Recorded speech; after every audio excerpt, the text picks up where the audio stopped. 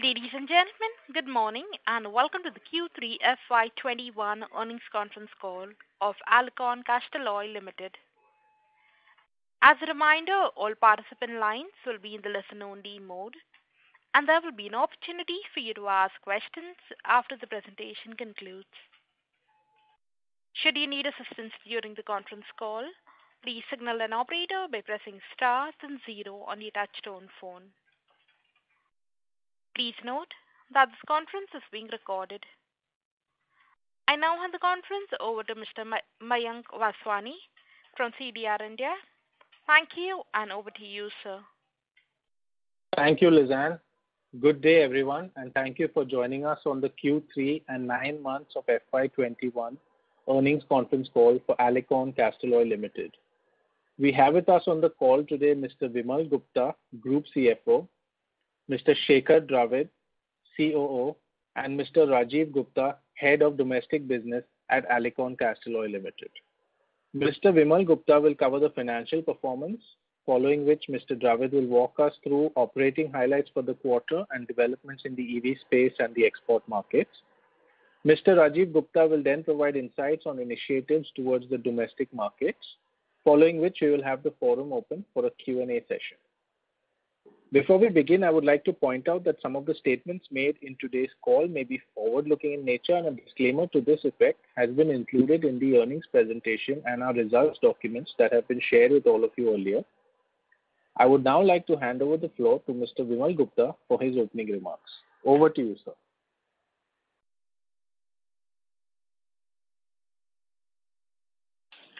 Good morning, everyone, and thank you for taking the time to join our call. I am pleased to inform you that we have delivered a solid performance during the quarter on the back of the recovery in economic activity and improving trend across both domestic and export markets. On a consolidated basis, total revenue from operations was rupees 269.54 crores in Q3 FY21 compared to rupees 227.75 crores in Q3 FY20, growing by 18% on a year-on-year basis. On a sequential quarter basis, revenue were higher by 31%. We witnessed improved traction with several OEMs in the domestic market, which led to higher volumes. As a result, domestic revenue during Q3 FY21 grew by 33% year-on-year basis and 15% on quarter-on-quarter basis.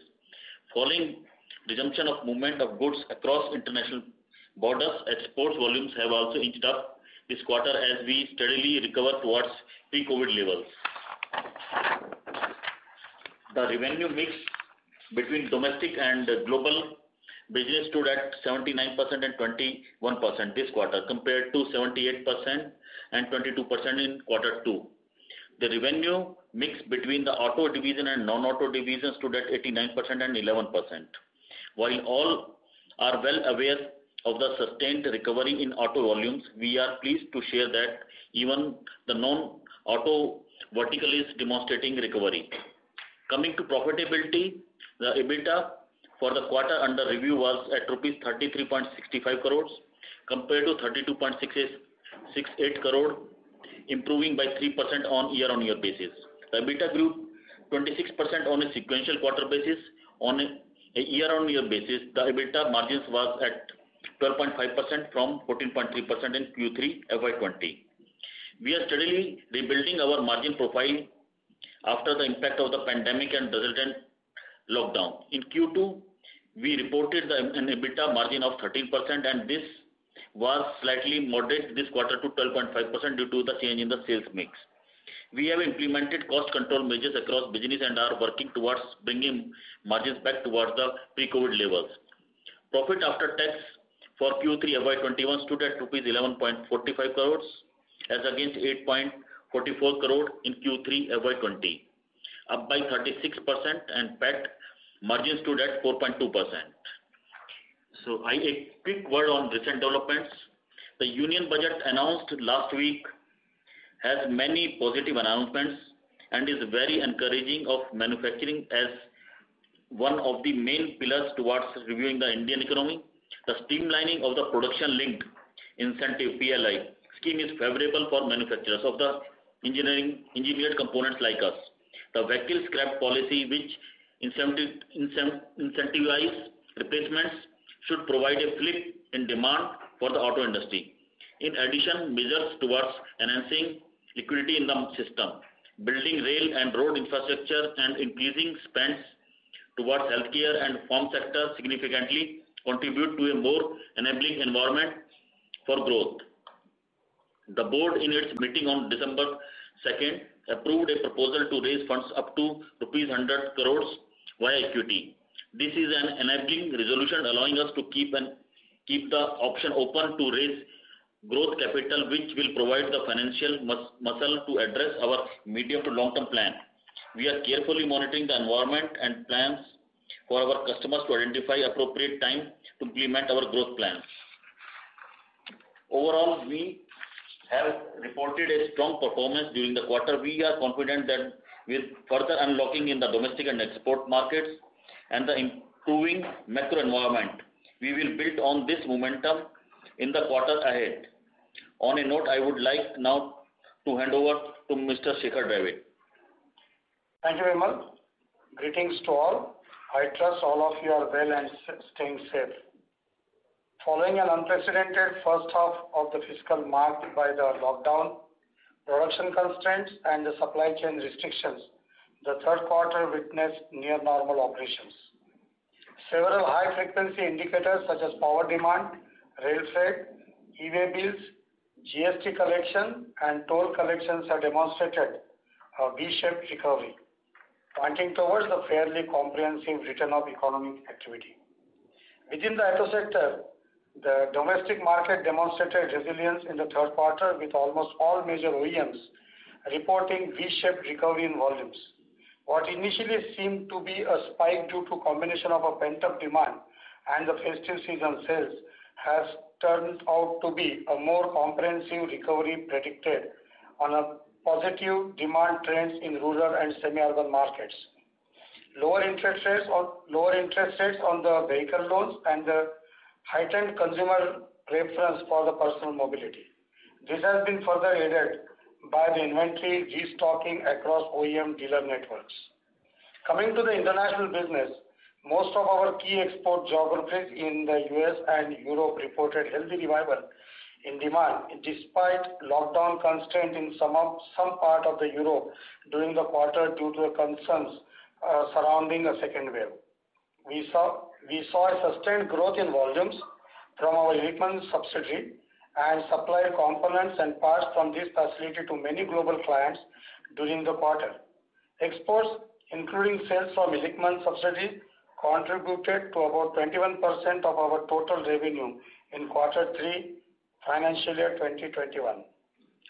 In quarter 3 financial year 21, we have added 16 new parts from our export customers like Mahle Behr and Tata AutoComp. So overall, 9 months for the year 21, we added 33 new parts with 8 export customers. Now a quick word on a new business. Our engagement with the global OEMs in the US and European market for our EV products portfolio remains strong, and we are continuously building a healthy reference base. In the international markets, we are seeing significant measures being announced by various economies towards decarbonizing the road transport and boosting the uses of green energy vehicles, which includes electric vehicles. Accordingly, we are witnessing customers enhancing their focus on green energy models such as electric and hybrid vehicles. Closer home, the auto industry is seeing increased impetus towards adoption of a clean and green mobility too. Niti Aayog, the policy think tank of the Government of India, is targeting 70% of all commercial car sales and 30% of private car sales in India to be electric by 2030. We are also steadily seeing a slew of measures being undertaken by the government towards accelerating domestic EV adoption. There is a clear shift taking place towards electric vehicle across India, and Alicon remains a front runner to capitalize on this growing opportunity. Coming to our performance in this division for the quarter, Total contribution of the electric vehicle segment stood at 3% in quarter 3 for the financial year 2021. During the quarter, we added 8 new parts from the customer Dana TM4 from USA. Looking ahead, we are actively pursuing growth opportunity across our business segments in the key targeted markets in Europe, Middle East, and the US. In addition, there are significant and untapped opportunities even in the market of China, South Korea, and South America, and we are increasingly growing our presence in these regions through our Illichmann subsidiary. We are also marking a steady and gradual progress in finalizing new business wins with existing and new customers in the export markets. With the COVID-19 vaccination gaining momentum across the globe, we expect that demand and the consumption trends will only strengthen in the months ahead. On this note, I would like to hand it over to Mr. Raju Gupta, who will cover the developments in the domestic market for the quarter. Thank you, Mr. Dravid. Good morning, everyone. Passenger vehicles and two-wheeler sales in India delivered healthy growth on month-on-month basis for the first straight month as of December. Tractor volumes have surprised on the upside, with large OEMs reporting higher volumes. Volumes of commercial vehicles were not as buoyant, as we may witness accelerated decision making in that vertical, sparkled by initial phase of the vehicle scrappage policy. The only dampener is the continued firming up of fuel prices. Most OEMs are now operating at near normal utilization levels, and a barometer of the increased confidence in the industry is the rapid increase in the prices to pass on the raw material inflation. Now, coming to our performance, the overall positive momentum in the domestic auto industry has had a favorable impact on the domestic volume offtake. Total contribution from our domestic segment stood at 79% in quarter 3 FY21. During the quarter, we have added 11 new parts in the domestic segment from 3 customers, Dana, Eaton, and Garrett, of which Eaton and Garrett was of the IC segment and Dana was from EV. Overall, in 9-month cumulative FY21, we have added 26 parts with 11 domestic customers. So on the whole, we have reported an encouraging growth in the domestic auto segment during the quarter, led by improving demand on the account of pent-up sales, festive push, and higher preference towards personal mobility. As we look ahead, the domestic operating environment is gradually stabilizing, and there are positive indicators that a demand will only strengthen from here on. We are seeing a good level of inquiries and bookings in the market and are hopeful for improving macros will further support this momentum. Now I request Mr. Vimal Gupta to share his remarks.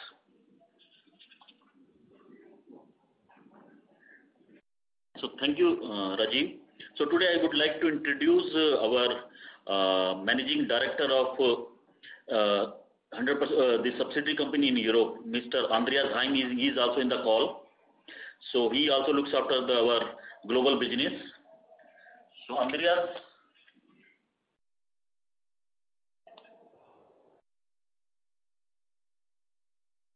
So thanks for joining the call today. Sorry and to greetings interrupt. from Austria. Excuse me, sir. We lost the initial audio from your line. Yeah. Sir, may you please repeat? Yes. So also thanks for joining the call today, and many greetings from Austria side, and thanks to Alicon team for the explanation. Many thanks for that. Thank you, Andreas.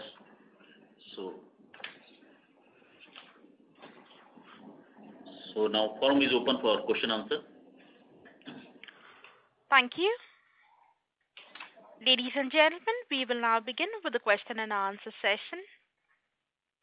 Anyone wishing to ask a question, may please press star and 1 on your touchtone telephone.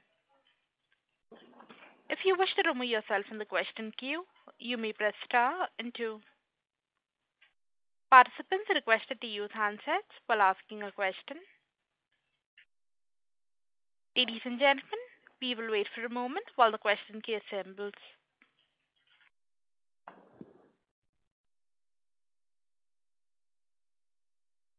The first question is on the line of Yash Dwivedi, an individual investor. Please go ahead. Yeah, hi sir. Congratulations on a good set of numbers, and I hope all of you are well at Alicon. So I just have two questions. Most of them are answered. So the first one is the margin outlook going forward, because our current quarter's margin was down on a year-on-year basis. And in addition to that, only the impact of what kind of an expected impact of commodity inflation do you expect to be on the margin? And then next one is, how are we doing on the execution front for the orders which we have received in the last 1.5 years? Thank you. So thank you, Yash, for the question. So first is that on the margin side, I just explained. One is that you asked about the commodity. So commodity mainly is the raw material of aluminum we are having. So that is completely passed on to the customers. So for that, there is no impact on the margins of Alicon. So we have a system of settlements with all customers. So that is one side. Maybe some small impacts of the other commodities like the fuel, energy, or some other things. So that is also, we always keep on renegotiating our prices with the customers. So that is an ongoing process that we have to follow. And on the other side, for the quarterly margins, what you're talking about, there was a little bit impact has come up because in the earlier calls we were explaining our cost reduction measures continuously we were having, and that is it is in continuation and we are doing that. But on the other side, like you know that in the lockdown period, there was a lot of migration happened of the people, those were working in our operations on the shop floor. So we have brought back all those people, but there is a change in the people, and this is completely a little bit tough working condition because it is a foundry. So, and after joining, then people, there was a lot of movement of the people were there. So when new people joined, then you know that when some skilled people were not there and new people, it takes time to learn.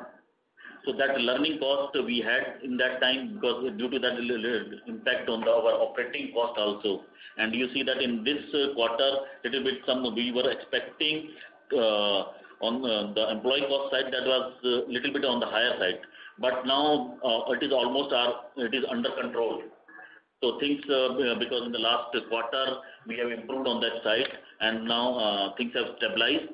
And in the coming quarters, we can see the improvements in the margins, and we will be back on our earlier one, and maybe that in the previous calls we were explaining that we will continue on our growth journey on that side.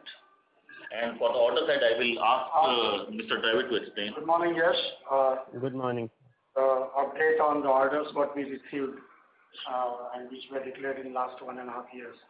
The orders what we received from Daimler and JLR, we are online. The sample submission has took place as per the requirement of the customer. Validation has been completed, and we are on the journey towards the ramp up of it from the second half of this year. So that is online right now. There is no issue on that. And whatever the orders recently we received, all the groundwork is under process, and we are quite confident to meet the timelines which have been discussed with the customer.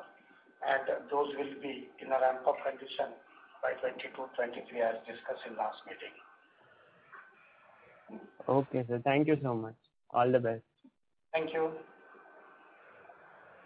Thank you.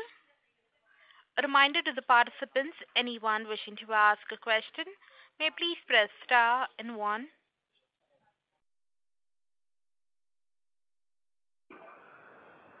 The next question is on the line of Raghunandan NL from Emkay Global. Please go ahead. Thank you, sir, for the opportunity and for the detailed commentary and investor presentation. Congratulations on stellar numbers. Firstly, for Mr. Dravid and Mr. Andrea, EVs are witnessing strong acceptance in global markets, as you alluded to in your comments. Can you indicate opportunity for Elecon in terms of existing size of business and potential opportunity? Existing, you indicated 3%. If you can give some color on how things might pan out in future. Also, you had indicated complex products such as housing and with thermal cooling. So directionally, if you can indicate whether margins would be higher than the existing business, that will be helpful. Thank you. Thanks, Raghunandan. Regarding EV, basically, we are steadily moving towards, as we expressed in last meeting also. Right now, whatever the orders, what we bagged it in this sector, that is specifically from Danfoss, then it is from Dana Group, and you know the Ather scooters, which is in India, that is started growing up. If you recently they have put up their plant of a capacity of 200,000 vehicles to be manufactured in Hosur. So they are ramped up their production to around 33 cities now to be catered. Plus, whatever the components what we are supplying, we are ramped up to around 2,000 numbers to be supplied to them every month. So there is a definite growth, and that is contributed towards this 3% of our total sales in quarter 3. We are anticipating the growth of around continued to be 3 to 4% in this sector coming down. Right now we have developed more than 48 components, and further 127 components we are working on, which will be in coming near future. We will close it, and that will be under development. So we are looking at the strategy that by year 25-26 we should end up with our EV penetration within our business plan to around 9 to 10% of our total sales turnover that we are planning it. So total right now whatever the developments are going on, so we are adding new components from Dana Corporation. Recently we have got Garrett. They have come up with their e-mobility sector coming into. We have bagged an order for EV sector from Eaton. We are working on that. So there are recently in Indian OEM Mahindra, we have developed the battery housing. This is for first Indian OEM domestic for Mahindra and Mahindra, and which will go in ramp up by second half of this year. Also from Ashur, we have bagged an order. We have got the repeat order for some new developments from Danfoss, which was previously UQM, and we are working on those products. So as I mentioned, that 48 products we already bagged it and under development, and further 127 components we are in discussions with customer to convert it into a sales opportunity.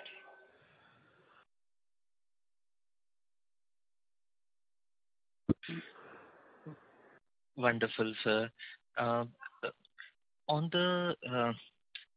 On expanding global business, if you can highlight efforts relating to strengthening the global marketing team and, like how having a Europe presence is helping in terms of gaining market share with global customers. Yeah. Basically, you know that you are aware that Enkei Japan is our partners and they are mentors in this business. They are helping us out to reach to global customers with their influence. Also, we declared last time that we have appointed a marketing representative named Zifavi in Europe, and they will be representing Alicon uh, in the European market. With their help, we could able to bag order from PSA cylinder head business for India, as well as now we are working with them to have a global business from PSA to be have on the board. So the third one for the US market, we appointed last year our representative, that is TBS, and TBS has inducted to penetrate the global business in US and Europe in line with the global business strategy. They have got a team size of 8 people, 8 key account managers with 4 sales support manpower they are having, and we are seeing a lot of new introductions and inquiries and RFQs are getting generated via TBS, and we are working on that. Definitely this will enhance us to a sizable amount of business, global business. So this is again in line with our global policy, expanding our global existence. As you know already, Mr. Steve Knight, as an individual representative, marketing representative for Alicon, he is working in UK, and he is also very active. So that is what at this moment, but with TBS team, we are trying to assess North America, Mexico, and Germany also, as TBS has got good connectivity in this market. Also Korea, we are trying to dig with TBS team. So we are expanding with these teams allocated globally. We are trying to expand our global presence, and this is in line with our global business increase strategy. Thank you, sir. That's good to hear. Last quarter, that is in Q2 con call, you had indicated lifetime orders of 2,800 odd crores. Just wanted to get an update on this. Would that order book have increased given the new addition of orders which you indicated? Basically, about that, right now around 250 crores of new orders has been inducted in last quarter to make it to around 3,000 crores total lifetime orders, comprising to the average yearly business of around 600 crores. That has been, so last quarter we could able to engage 250 crores for the lifetime business to 2,800 crore last time what we discussed with you. Thank you, sir. This is very helpful. For Vimal, sir, on 9-month basis, gross margin has improved. In Q3, gross margin is slightly lower, and you alluded to sales mix in your commentary. Can you please provide some details? One is that sales mix, because some complicated parts, because we have started that is one part. The process is various process, because now new parts whatever we are adding, that are machine parts, maybe in the earlier course I am explaining, because the changeover is happening from the casting parts to the completely or fully machined parts. That is the increase in the processes. And secondly, I have explained with the question from Mr. Yash, that explained about some impacts in the quarter due to this migration of the labors. So that we brought back, and then that has caused a little bit in the quarter, that has impacted on the margin side. So the cost of the new people, and then the process, because their training cost, and then the efficiencies that we can't see immediately when they start working on the shop floor. So that has impacted a little bit on the margin side. So that is now in the quarter 3 is stabilized. So we can see that the things are normal in the coming quarters. Got it, sir.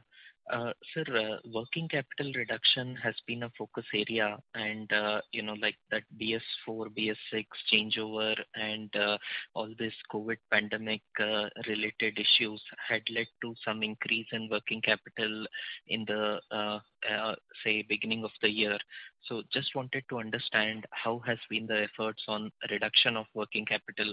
If you can give some qualitative color on that. This is quite right, because you know that the impact when lockdown was there, so there was a pressure on the cash flows. And you know also that the kind of the quarter one has impacted on the cash flows of the company.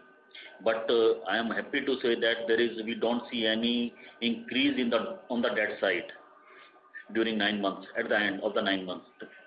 And on the front of the reduction in the working capital, that is continuous. This process is going on, and maybe when you see the final financials for the year of March 21, there you will find that sizable reduction on that side. So the process is on because we are more focused on our receivable side, and that how to increase how to reduce our working capital cycle. Thank you, sir. This is very helpful. I'll come back in the queue for more questions. Thank you. We'll move on to the next question. That is from the line of Vibha Batra from Fair Connect. Please go ahead. Yes, thanks for taking my question.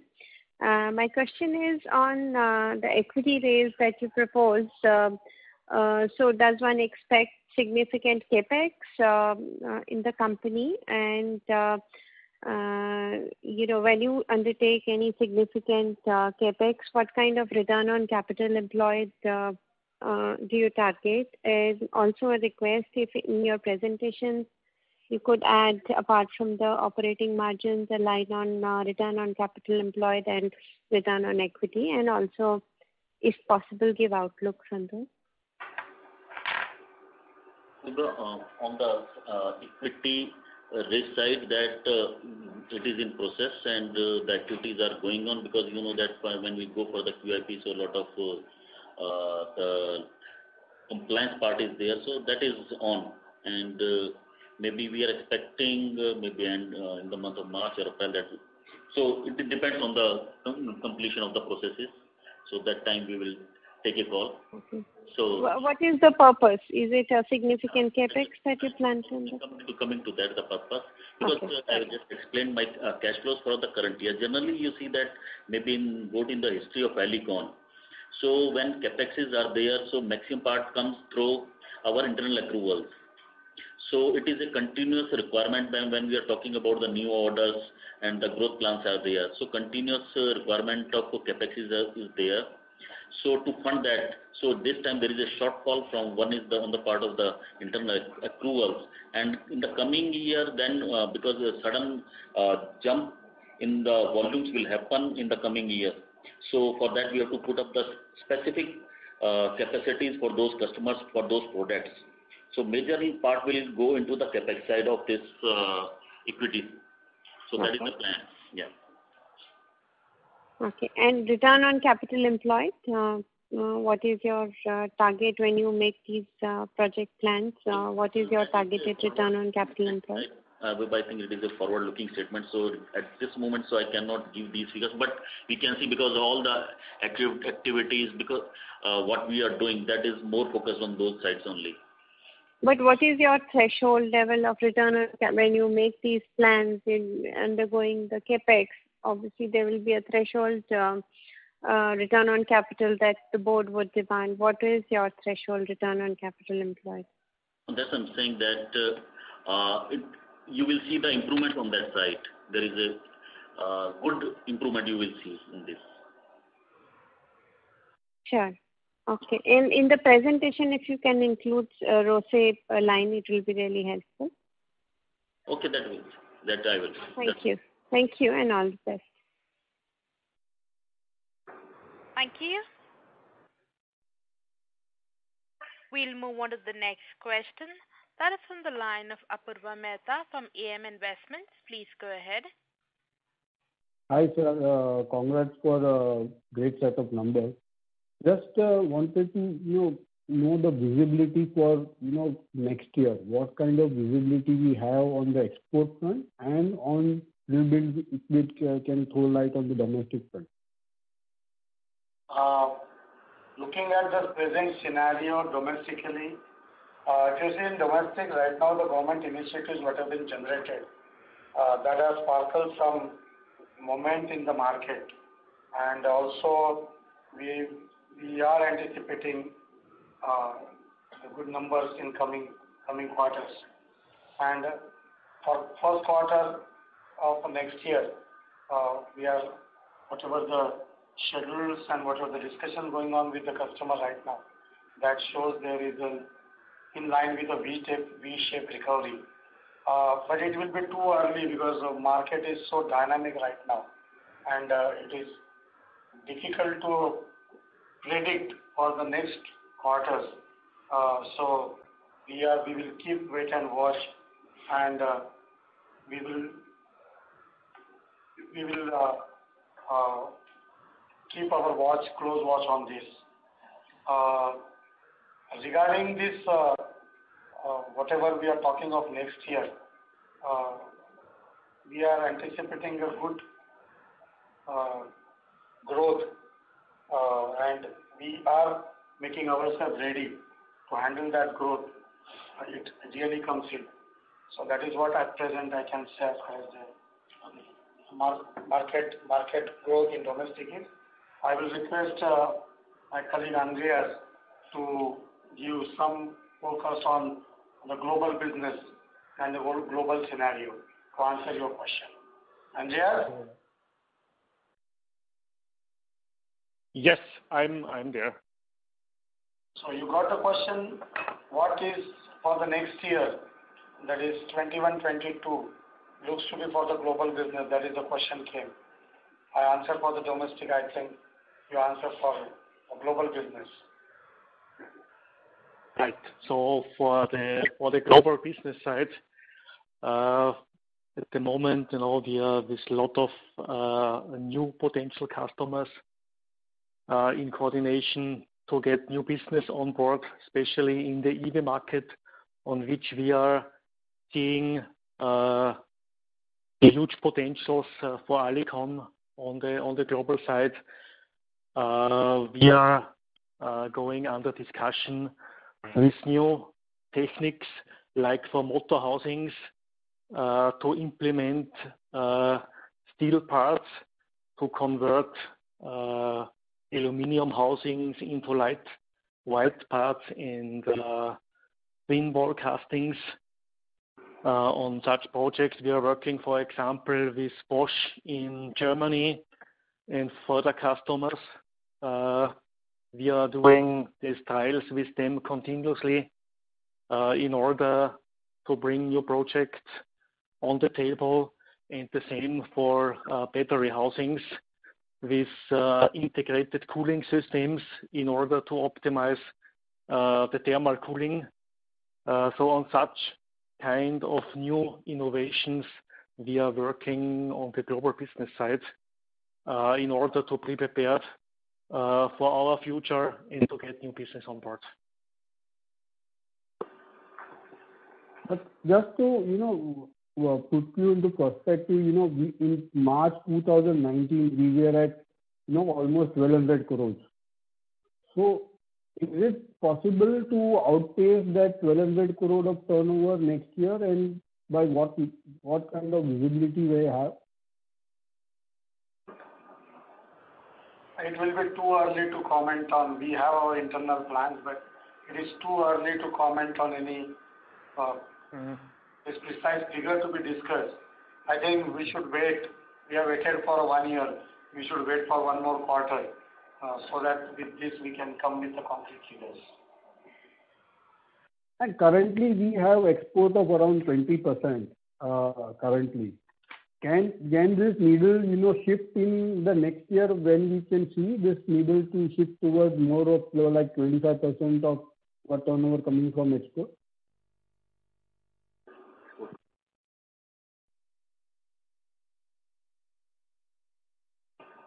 We anticipate next year, because as I already explained, the market is dynamic.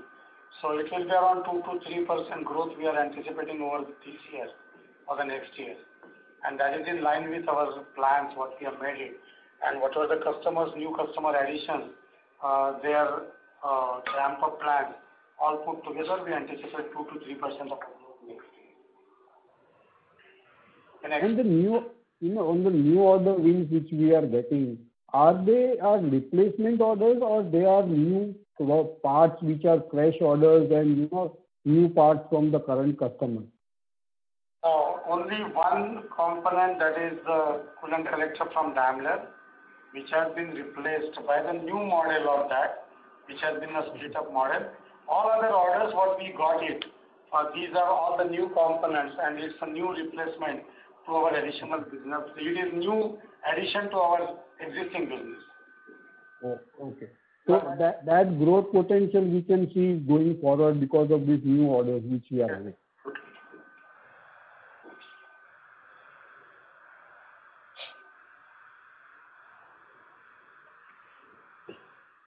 Mr. Mehta, are you done with the question? Yeah. Thanks. Okay. Thank you. The next question is on the line of Yash Dwivedi, an individual investor. Please go ahead. Hi sir. Thank you for the opportunity again. I just wanted to know what kind of an improvement in, say, the content per vehicle and the realizations do we see when we move from our conventional IC vehicles to electric vehicles. Thank you. Yes, basically, if you see, we have discussed in length in last meetings also. Going forward from IC technology to the EV technology, there is definitely the increase of contribution of aluminium is there. Basically, this is related to the parts as per the strategy what we are moving into, the technology agnostic parts. And these are the parts irrespective of the technology which are required for the vehicle, which comes into the chassis, suspension, body part of the vehicles. So this is what we are targeting it now. And we are anticipating when we are converting it to IC, we will have from IC to EV, there will be around 2 to 2.5 fold increase per vehicle of aluminum components, an opportunity for Alicon. Basically, going forward, EV also, there is an addition of a low weighting of an components, because for the better performance of the battery and the more mileage with the one charging, the weight of the vehicle reduction is important for all the OEMs. And hence, there is a lot of opportunities coming up that the components which were historically cast iron and steel, which may get converted, and this journey started to aluminum and aluminum-based alloys. So we are anticipating that roughly in two-wheeler, right now our contribution aluminum around 3.1 kg, which will enhance if the two-wheeler in EV comes, whenever it will come. It will be an average of 17 to 18 kg per vehicle. We will get an opportunity per vehicle of aluminum castings. In four-wheeler also, we are seeing sometimes roughly around 30 to 35 kgs in IC engine, which will enhance to around 100 kgs per vehicle. So roughly it is 2.5 fold increase in the aluminum requirement we are anticipating, converting from IC engine to EV mobility technology. Okay, sir. Got it. Thank you. Thank you. The next question is on the line of Dhiral Shah from Phillip Capital. Please go ahead. Yeah, good morning, sir, and thanks for the opportunity. So my question is pertaining to the order win which we have, won in last maybe one to 1.5 years. So till date, our order book is around 3,000 crore, if I'm not wrong, sir. And maybe, if we divide this by 5 years, so every year we will be fetching around 600 crore kind of a revenue run rate. Yeah. So for executing this kind of an order, sir, what kind of capex we would be requiring to execute this 3,000 crore kind of a revenue in next 5 years?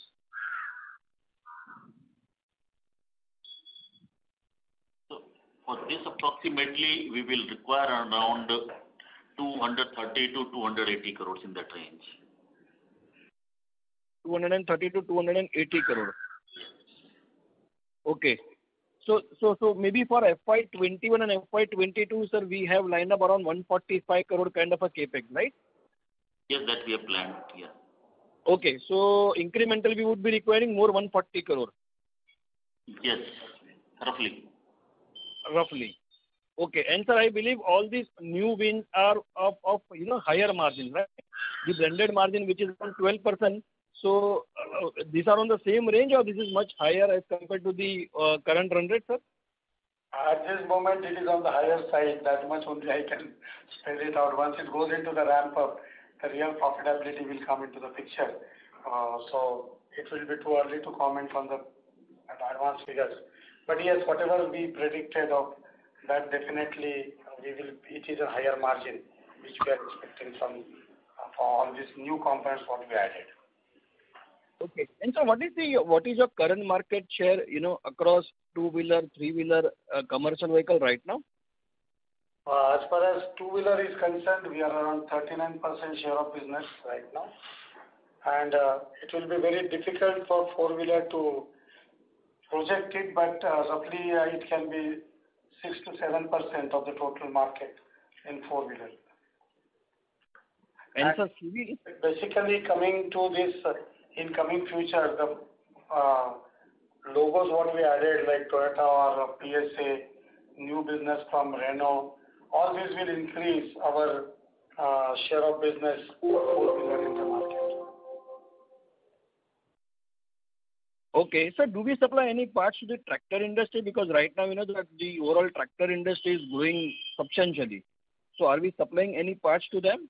Yes, we are supplying to three majors. We are supplying to CNH, we are supplying it to TAFE, we are supplying it to John Deere, and we are having a growth of our business with these three customers as that sector is growing. Okay. And sir, apart from this, we were also in talks with Hitachi and Panasonic, right? Yeah, that is for the electric batteries and motors, because Hitachi and these people will be suppliers of motors, automotive motors, as well as the batteries to the major OEMs throughout the globe. So we are proposing the aluminum casting, which is a base requirement of these to these customers like Hitachi and Panasonic. Okay. And sir, lastly, any capex required for the base business? Because this 280 crore would be for the incremental order win, but any capex required for the base business which is there right now? That is this, I see in our business, whatever the capacities we have generated, those capacities are basically common for all the requirements. All these capex, what we are talking of, the new components which are coming into, and maybe the shift of a business, if you see, we are more towards the providing a solution to the customer.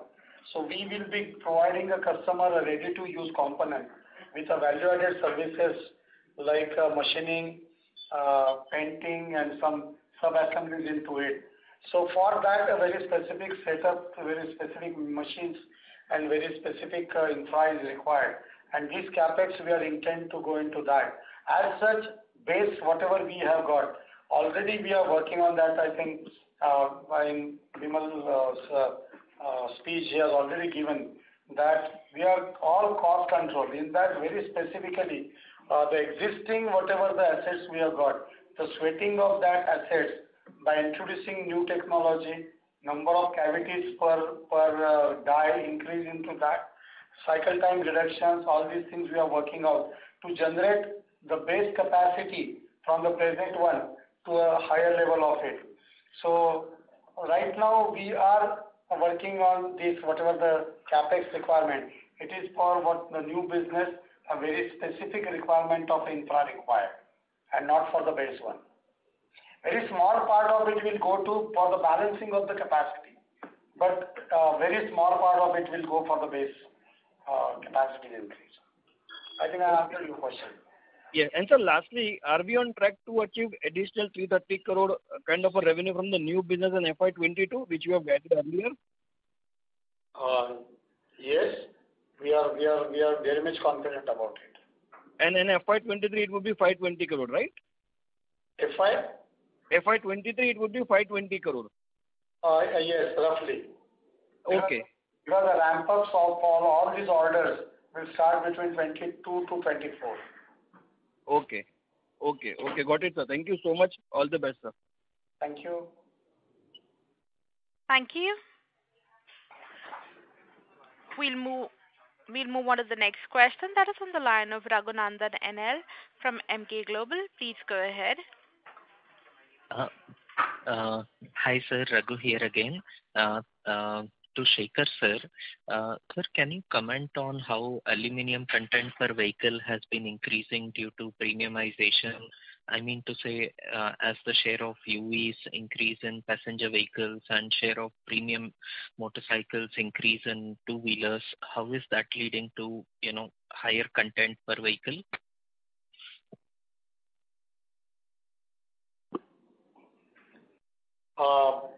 Basically, if you see when the technology disruption takes place or taking place right now from IC engine towards the e-mobility, there are two things coming into. One is that the lightweighting of a vehicle is very important, as I already expressed, for the performance of a battery and the size of the battery requirement for a higher out mileage with a given charging required. And this calls for the lightweighting of a vehicle is must. And for that, traditionally, the parts for all these vehicles, which were in the fabrication of steel or they are made of cast iron or steel forgings, it has become evident and mandatory for OEMs from the point of view of weight reduction to go for the low weight components or low weight of alloys. And that right now the substitute is available is aluminum. And hence, if IC engine is not there, the other parts like the parts of chassis, parts of the body, structural parts which are required.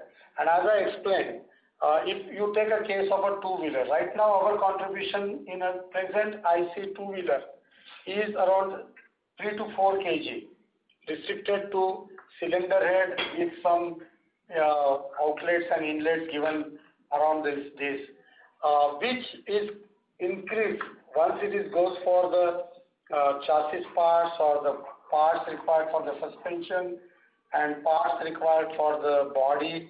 If it goes minimum of 17 to 18 kg requirement of aluminum castings in EV vehicle.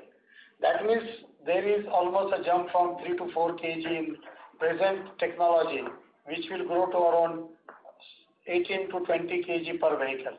And that is an opportunity. Finally, Alicon is a casting manufacturer, irrespective of what sector it goes, until it is made of aluminum, and that is the technology we are on. Based on this, we are providing a solution to the customers for converting their high weight components to low weight components, having all the infrastructure at our end. And we are working on that relentlessly with our customers to increase our share of aluminum into the per vehicle. Also in four-wheelers, if you see, right now our contribution is increasing in the cylinder head business. And other than Renault, we have added Toyota in this last year. We added PSA into it. There are more developments from Renault is coming into. We are recently grabbed from the recent domestic customer OEM like Mahindra & Mahindra. So all these will increase our share of business in IC engine itself for the aluminum content. But if you convert this into EV also, I will just give an example. The normal EV vehicle, normal IC vehicle, four-wheeler vehicle, weighs around 1,254 kgs, normal vehicle. If it goes, the same vehicle goes to hybrid or a EV, there is an increase of around 254 kg of a weight because of the battery load and the motors which are getting added and the transmission which is getting added. So it has become mandatory to reduce that weight of 254 kg, which increases the cost of the vehicle. And looking at this, lot many components came into, and that is what our strategy last time we explained, we have changed our gear into that, and we have shifted to the technology agnostic parts. The parts which will require irrespective of the technology disruption, whether it is IC engine, whether it is a EV, whether it is hybrid, these parts will be required like suspension, chassis part, these will be body parts, the frames of the vehicle, all these things will have from aluminum in future for lightweighting of the vehicle. So we are anticipating again from a 38 kg to contribution in four-wheeler of aluminum at this moment will increase to around 100 kgs, adding all these parts to it. And this will be an additional opportunity by way Alicon will be having available for their future growth business. Thank you, sir, for the detailed explanation. My question was, within passenger vehicles, say when you are supplying to someone like a Toyota or generally to utility vehicles, the content per vehicle for a UV, would it be higher than that of hatchback? So in the where I was coming from was that as the industry is shifting towards more and more utility vehicles, that itself should lead to higher content per vehicle. Would that understanding be right? Up to certain extent, yes. Got it, sir. And so like the EV parts will be mostly machined parts? Yes. As a strategy, right now the EV part is a global business. Very few people in India right now making it, because even in India people are thinking of importing it. They are not making the complete setup in India at this moment. So for a global business, Alicon has got a strategy to supply these components in fully machine condition, so that the risk, whatever is there, as far as the quality of the part is concerned, that will be filtered at our level only, and the only good parts will be sold to a global market. So from that strategy, it will be fully machined components, and we are going with this at this moment also. Thank you, sir. Sir, non-auto business has done well. The share has increased to 11%. Last year it was 8% for the full year FY20. Can you indicate which of the sub-segments are doing well? Tractors you alluded to is certainly doing well. Any other sub-segments which are doing well? And here, the orders and the customers you have, if you can elaborate on that, that will be helpful. Thank you so much. Basically, other than agriculture, that is tractor, we've seen the growth in the energy sector. As you know that many projects, domestic as well as global, electric projects are coming. And where this new technology, that is gas-filled technology, has come into picture. So we've seen the growth there with the existing components, and also the new business what we are grabbing, that also it is coming in the energy sector at this moment. Also, we are seeing the growth in the defense sector, where because of, if you see, Indian government has recently released the tender for the lightweighting of the current tanks which are in the operation, and 128 tanks at this moment to be refurbished with an aluminum parts to lowering the weight of these tanks. And each tank requires 32 wheels. And Alicon is one of the only supplier for this to Indian defense through low pressure die casting. And recently we have got a balance order of around 900 wheels to be supplied, and got a tender of 3,890 wheels to be supplied in next 3 years. Each wheel weighs around 42 kg per wheel. So we are seeing the growth there, and also new opportunities are emerging out. Recently, if you have seen the Tejas, the plane which has been developed by HAL for a passenger, which has been converted to a fighter plane. And for this, there are the new requirements that come from the defense for developing a landing gear. And this activity is at the premature stage right now, but Alicon has got an opportunity to participate for this development, converting presently whatever is in imported, it's a complete import substitute. So develop these parts for the landing gear. and Alicon is working on that. So these are the major two sectors we are seeing there is an increase. Also, you know that we have developed a cylinder head for BEML, for vehicle Tatra. Again, that goes to the defense. And right now, looking at the market situation and the environmental situation around all the borders of India,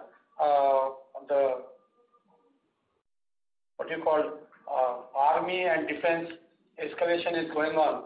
For that, there is a new tender of 10,000 Tatra vehicles has been ordered to BML. So we have got an increased share of increased business for a cylinder heads, which we are exclusively supplying it to BML, and there is an increase in that business we have got it. So all these 3-4 sectors have given us an increase in our non-auto sector business this quarter. Thank you, sir. Thank you so much, and all the best. To Vimal, sir.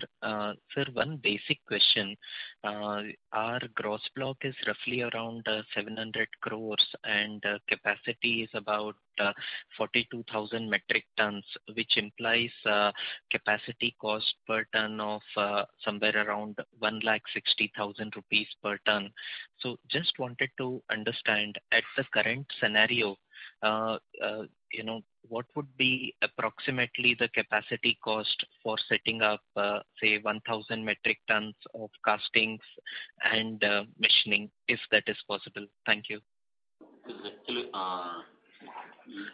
little bit complicated question, because there is a completely change in the processes that are going on. Because earlier capex, whatever the gross block, we were doing the business of the mainly on the casting. Now the processes we are changing, shifting to more on the machining side. And now when we are going for the complex parts, so there is a requirement of some specific equipment that we have to do. So then there is a more value addition, not going for the, what we can say, the tonnage side. So tonnage and investment is a little bit difficult to match what we are saying, what we had in the past and what we are planning in the future. So because the completely change is coming up in the business structure. Got it, sir. Thank you, sir. Thank you so much. That's all from my side. Thank you. Thank you. Ladies and gentlemen, that was the last question. I now hand the conference over to the management for their closing comments.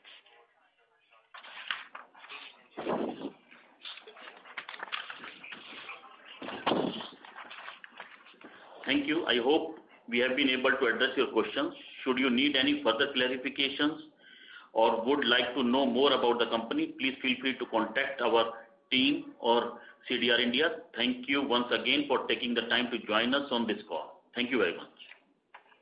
Thank you. Thank you. Ladies and gentlemen, on behalf of Alicon Castalloy Limited, that concludes this conference call. Thank you for joining us, and you may now disconnect your lines. Thank you.